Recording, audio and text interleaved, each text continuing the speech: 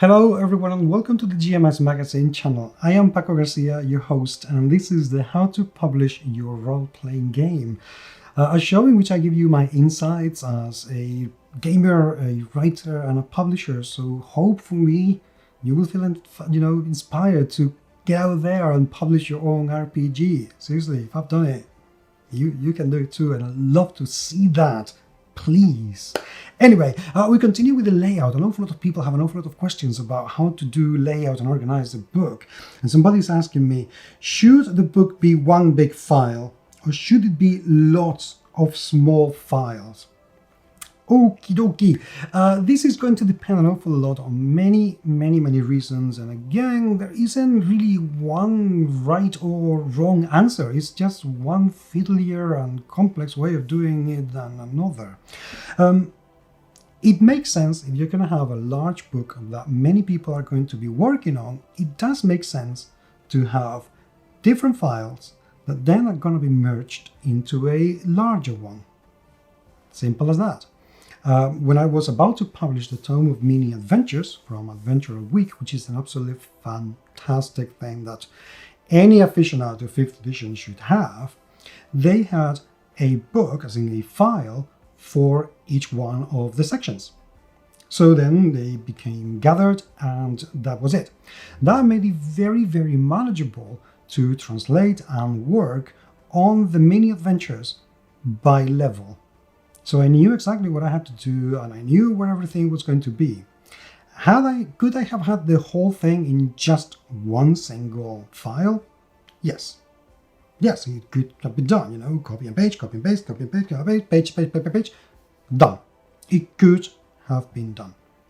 But having it separately, it makes it easier to locate whatever it is that you want to work at any given time. So let's face it, it's a lot easier to locate one document, in one mini adventure, among 20 than it is to do it among 200. It's just easier. So if you know that this is an adventure for character levels 5 to 8, I know that you have to look into this file. If you're going to have several people writing different things, it also makes sense to have different files and then having them all gathered in one single book.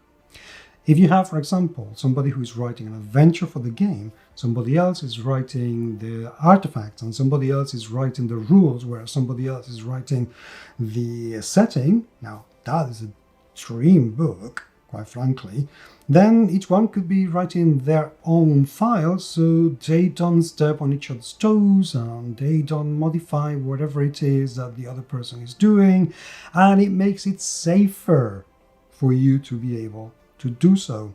If you have, for instance, an incredible, successful crowdfunding project in a wonderful platform like Game on Tabletop, love you guys, and you have stretch goals, you already have your game done, because by the time you get there, you should have your game pretty much done, and you're doing your layout while the campaign is going on, and you're celebrating that you have funded with an immense amount of money, which is wonderful. But you have stretch goals of people writing content that's going to be added later on to the book. Then you have different files. That's it. Done. As easy as that. However, if you're working by yourself, like when I published the Cthulhu hack, Campo de Mitos from Within and Death Threshold in Spain, the whole thing was going to come in one single book. And I thought, I can't be bothered to have 4 different files. I'm just going to do it in one go because it's just easier for me. And to be honest, I wasn't really sure how I was going to do it in 4 different files at the time. So I went, I'm just going to go for it.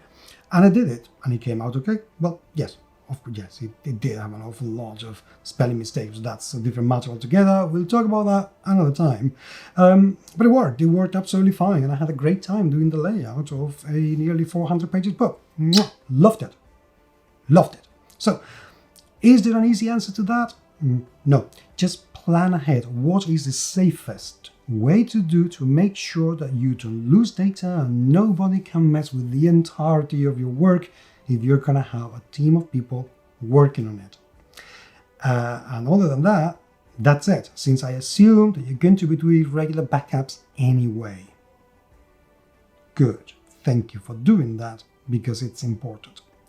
Let me know, have you worked with different files? What is your preferred method? I'd love to hear what you have to say, or if you have any questions about this video or any other. I'd love to hear from you. Thank you so much for being there, and until the next time, I will talk to you very, very soon. Take care.